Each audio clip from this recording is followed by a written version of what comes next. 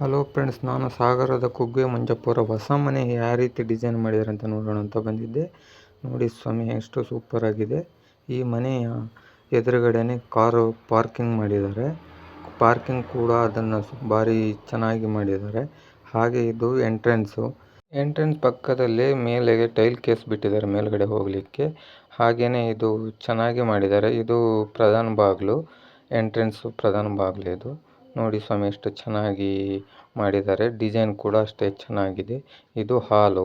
ಈ ಹಾಲಲ್ಲೇ ಸಹ ಎಲ್ಲ ರೂಮ್ಗಳಿಗೆ ಹೋಗುವಂಥ ವ್ಯವಸ್ಥೆಯನ್ನು ಮಾಡಿದ್ದಾರೆ. ಇದು ಪೂಜಾ ಕೊಠಡಿ. ಇದು ಇನ್ನು ರೆಡಿ ಮಾಡ್ತಾ ಇದ್ದಾರೆ. ನೋಡಿ ಸ್ವಾಮಿ, ಚೆನ್ನಾಗಿದೆ. ಅದು ಕಿಚನ್ನು. ಹಾಗೆಯೇ ಇದು ಮೇಲೆ ಹೋಗೋಕ್ಕೆ ಮಾಡಿರುವಂಥ ಹಾಲಿಂದ ಮೇಲೆ ಹೋಗೋಕ್ಕೆ ಮಾಡಿರುವಂಥ ಮೆಟ್ಲುಗಳಿವು. ಇದು ಮೇಲ್ಗಡೆಯಿಂದ ಎಂಟ್ರೆನ್ಸಿಗೆ ಬರೋಕ್ಕೆ ದಾರಿ ಉಂಟು ಅಲ್ಲಿ.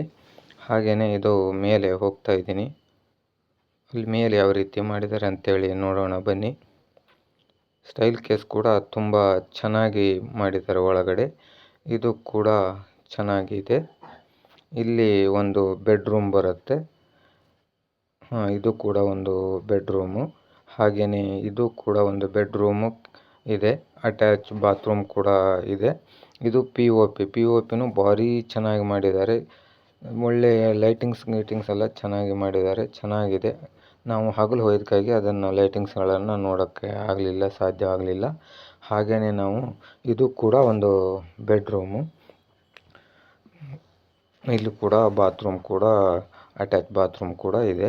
ಹಾಗೆಯೇ ಇದು ಹೊರಗಡೆ ಮೇಲ್ಗಡೆ ಟೈಲ್ ಕೇಸಿಂದ ಹೊರಗಡೆ ಕಪ್ಟೇರ್ ಮೇಲ್ಗಡೆ ಹೊರಗಡೆ ಹೋಗಲಿಕ್ಕೆ ಇದು ಒಂದು ಡೋರನ್ನು ಬಿಟ್ಟಿದ್ದಾರೆ. ನಮ್ಮ ಫ್ರೆಂಡ್ ಶಿವಾಜಿ ಅವರು ಕೂಡ ಅಲ್ಲಿ ಇದ್ದಾರೆ. ಇಲ್ಲಿ ಮೇಲ್ಗಡೆ ಹೋದ್ರೂ ಕೂಡ ತುಂಬ ಚೆನ್ನಾಗಿದೆ. ನೋಡಿ ಫ್ರೆಂಡ್ಸ್, ಅವರು ಎದುರುಗಡೆನೇ ಅವ್ರ ತೋಟ ಎಲ್ಲ ಇದೆ. ಹಾಗೆಯೇ ಅವ್ರದ್ದು ಕೂಡ ಮನೆಯೂ ಕೂಡ ಭಾಳ ಸಿಂಪಲ್ಲಾಗಿ ಅಚ್ಚುಕಟ್ಟಾಗಿ ಮಾಡಿದ್ದಾರೆ. ಹಾಗೆಯೇ ನಾವು ಕೆಳಗೆ ನಮ್ಮ ಶಿವಾಜಿ ಅವರು ಮಾರ್ಗದರ್ಶನ ಮುಖಾಂತರ ಕೆಳಗಡೆ ಹೋಗ್ತಾ ಇದ್ದೀವಿ. ಕೆಳಗಡೆ ಬಂದರೆ ಇದು ಅಡುಗೆ ಕೋಣೆ ತುಂಬ ಚೆನ್ನಾಗಿ ಮಾಡಿದ್ದಾರೆ. ಹಾಲ್ ಪಕ್ಕದಲ್ಲೇ ಮಾಡಿದ್ದಾರೆ. ಇದು ಒಂದು ಬೆಡ್ರೂಮು. ಹಾಗೆ ಅಟ್ಯಾಚ್ ಬಾತ್ರೂಮ್ ಕೂಡ ಇದೆ. ಹಾಗೆಯೇ ಇದು ಸೌದೆ ಒಲೆ. ಸೌದೆ ಒಲೆಗೆ ಸಪ್ರೇಟ್ ಕೊಠಡಿಗಳನ್ನು ಮಾಡಿರ್ತಾರೆ. ಧನ್ಯವಾದಗಳು ಫ್ರೆಂಡ್ಸ್.